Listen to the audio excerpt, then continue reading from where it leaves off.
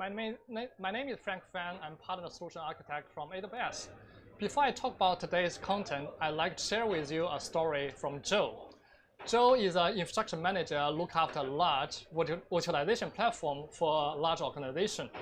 It was a Sunday afternoon. Joe enjoyed a beer and a barbecue with his close friends and family. And he got a phone call from a support team. Joe, sorry to bother you. On weekend, we have a very serious situation.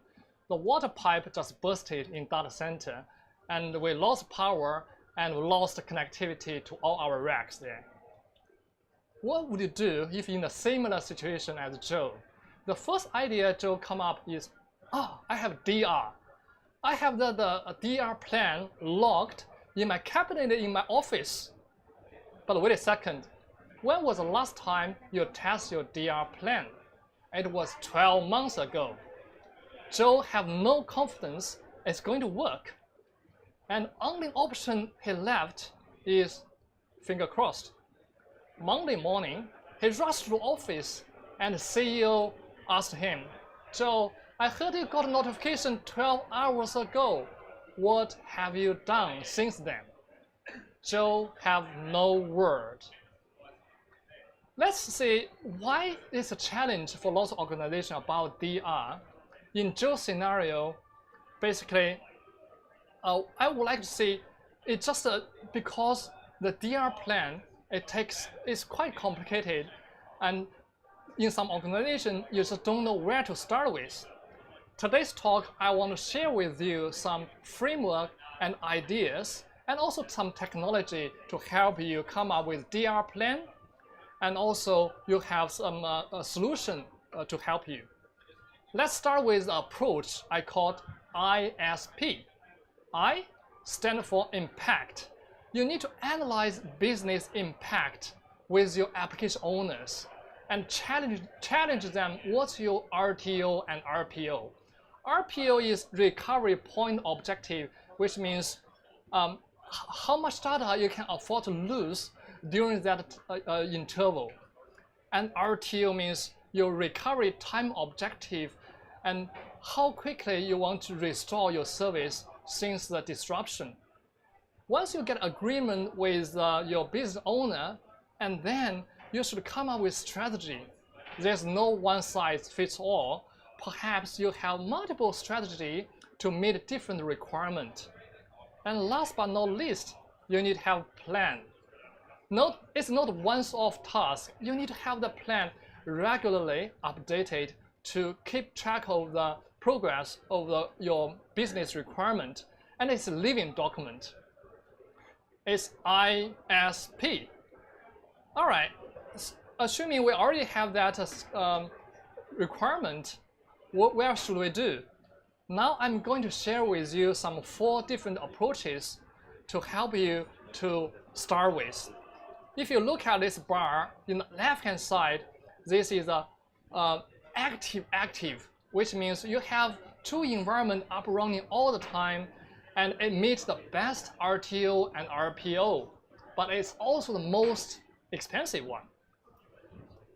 Another approach, you can start with warm standby. You have that infrastructure and data set already up there. It's warm, it's ready for you to consume. In the event of disaster, you simply just scale out this environment to meet your need. The third one is pilot light. You have that data set already synchronized, but you may not have that infrastructure. You can provision that infrastructure on demand. Last but not least, if your workload have very loose RTO and RPO, for example, hours, you can use this approach, have your data backed up, and restore afterwards. Joe evaluated these all 4 approaches, and he decided to go ahead with the last approach. Today I'm going to talk about how you can leverage VMware Cloud on AWS to meet your objectives. Let's have a quick overview. This is a service, cloud service, delivered, configured, managed, and also supported by VMware. VMware will deploy this software-defined data center stack on top of AWS infrastructure, so it's running on bare metal hardware. It's not nested virtualization. And then engineering team from both VMware and AWS create that high bandwidth, low latency link. As a result, you can leverage over 130 AWS services to modernize your architecture and also bring your operation to the next level. Let's drill into details about this connectivity. So as part of onboarding process, you will have VMware have permission to provision elastic network interface. That's icon on the right-hand side, that's a round icon. That network interface will be presented directly back to the physical ESXi hosts. And then VMware will update the routing table to ensure these two worlds can communicate with each other. And also that's a green box, CGW, that's a NSX edge. It's acting as a gateway between your customer workload and external world. Now we have this routing table configured, two environments talk to each other. But what if you have failure about the virtual appliance, CGW, or you have failure about hardware? VMware will start another CGW in the second host, and then automatically update the routing table for you. You can still have that connectivity. So it's very transparent for end user. We go back to the scenario we mentioned earlier, 4 different approaches. Let's start with the first approach, active. In this case, we introduce concept stretched cluster, which means this is a deployment mode. You have multiple virtualization hosts deployed into a physically isolated location, but you have only one logical vSphere cluster. In this diagram, you can see this physically isolated location is AWS availability zone. We call AZ, AZA, AZB. So AWS has regions. Each region has multiple AZs, and each AZ have redundant power, redundant facilities and networking. And each AZ consists of multiple physical data centers. But even that, you may experience a very slim chance about a failure of the whole AZ. If that happened, it's very simple for you.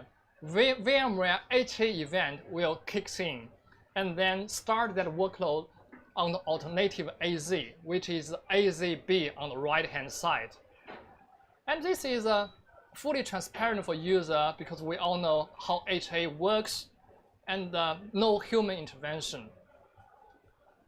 We covered active. The next scenario I want to cover is for warm standby or pilot light. In this case, if people familiar with SRM, Site Recovery Manager, this is a very similar concept. You deploy Site Recovery, which is an add-on to VMware Cloud on AWS, and then you pair up your on-prem environment and VMware Cloud on AWS. You have flexibility to control which site you want to protect. You can use VMware Cloud on AWS to protect your on-prem environment or vice versa. Another interesting setup is you can set up the VMware Cloud environment in 2 AZs and protect them each other. Okay, so this is a very simple approach. You basically have that simple setup and very easy to maintain for ongoing basis. The last approach I want to introduce is backup and restore. If you have that hours, RTO, and RPO, you can go down this path. As you can see, left-hand side, you have on-prem environment. Right-hand side is public cloud.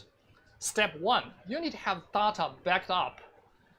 You can continue using the product you already have. Vim, Commvault, they all have supported this approach. This solution is supported, it's called Cloud DR, provided by Dell EMC. You leverage Dell and EMC product to get your data backed up to S3 bucket directly. That's step 1. Once it's done, actually you can see you only pay minimal infrastructure cost like S3 capacity, and also another EC2 instance, CDRS, that's a control server to control the data set. That's all. In the event of disaster, you for example, lost an on-prem site, and you just simply use a console to provision the VMware Cloud on AWS infrastructure on the right-hand side. Alternatively, you can go use some automation approach like CloudFormation to automate this whole process without human intervention at all. And then you import an OVA, CDRA appliance up running on the newly created cluster. Step 2. And then you set up connectivity with that control server, a CDRS, as well as vCenter. Now you can go with step 3, and then you can directly restore. So as you can see, last step, you have VM up running, and you just simply switch to record, and incoming traffic will go to your new environment. As a result, you only have a low-cost, on-demand DR target. And then you can easily fill back when the primary side recovered. That's the end of my talk. Thank you very much.